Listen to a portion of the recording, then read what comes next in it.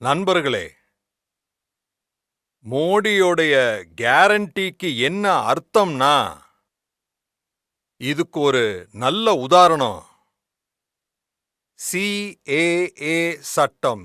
CAA சட்டம். அப்புறம் நீங்க பார்த்திருப்பீங்க, நேத்தைக்கு தான் சிஏஏ சட்டத்தின் கீழ் அகதிகளுக்கு இந்திய குடியுரிமை வழங்குறதுக்கான வேலை ஆரம்பமாயிடுச்சு. முதல் லாட்டுக்கு ஏற்கனவே குடியுரிமை வழங்கப்பட்டிருக்கு. அப்புறம் இந்த அனைத்து சகோதர சகோதரிகள், இந்துக்கள் இருக்காங்க, சீக்கியர்கள் இருக்காங்க, பௌத்தர்கள் இருக்காங்க, ஜெயினர்கள் இருக்காங்க, பாரசீக்கள் இருக்காங்க, கிறிஸ்துவர்கள் இருக்காங்க. அப்புறம் இவங்க எப்படிப்பட்டவங்கன்னா, அவங்க அகதியர்கள் எல்லாம்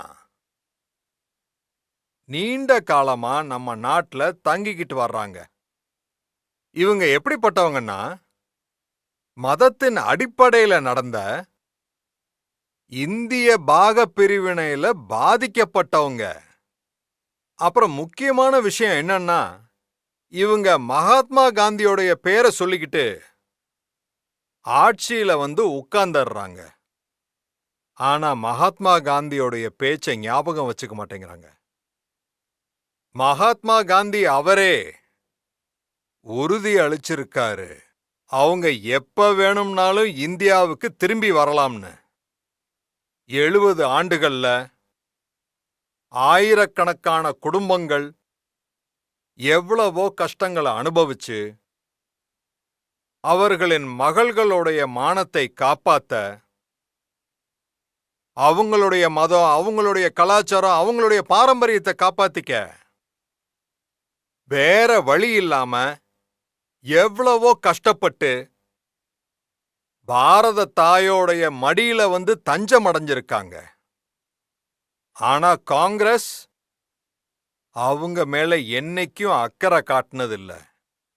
ஏன்னா அவங்க காங்கிரஸோடைய ஓட் பேங்க் கிடையாது. அப்புறம் அவங்கெல்லாம் வேற யாரு? பெரும்பாலும் நம்மளுடைய தலித் சகோதர சகோதரிகள், என்னுடைய ஓபிசி சகோதர சகோதரிகள், என்னுடைய பின்தங்கிய சகோதர சகோதரிகள். அப்புறம் அதனாலதான் அவங்களுக்கு அங்கேயும் கொடுமைகள் நடந்திருக்கு. ஓட்டு பேங்கோடைய அரசியல்ல மூழ்கி இருக்கிற இங்க உள்ள காங்கிரஸ் அரசாங்கம், அப்புறம் அவங்க கூட இருக்கிற கூட்டாளிங்களும் அவங்களுக்கு கொடுமை பண்றதுல எந்த குறையும் விட்டு வச்சதில்லை. ஆனா இங்க எஸ்பி, காங்கிரஸ், அப்புறம் இந்திய அலையன்ஸ்காரங்க இவங்க கூட என்ன பண்ணாங்க? இவங்க சிஏஏ பேர்ல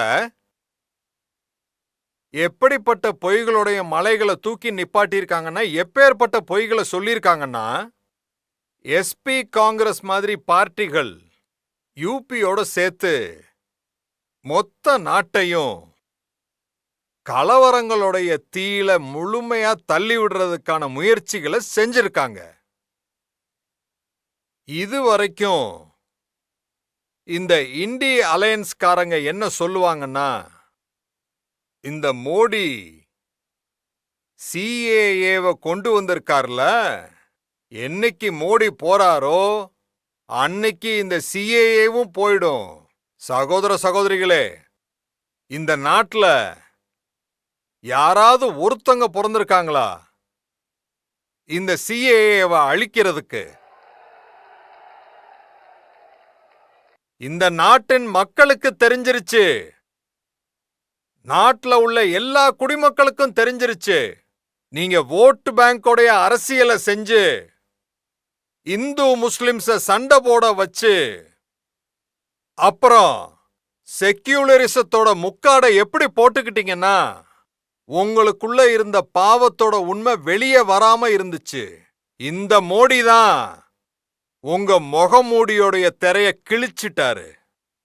உங்களோட இந்த முகமூடி, நீங்க ஒரு நயவஞ்சகர்கள், நீங்க வகுப்புவாதிகள், நீங்க நாட்டை 7 தசாப்தங்களா நாட்டு மக்களை வகுப்புவாத தீயில போராடும்படி கட்டாயத்துல அவங்கள தள்ளிட்டீங்க.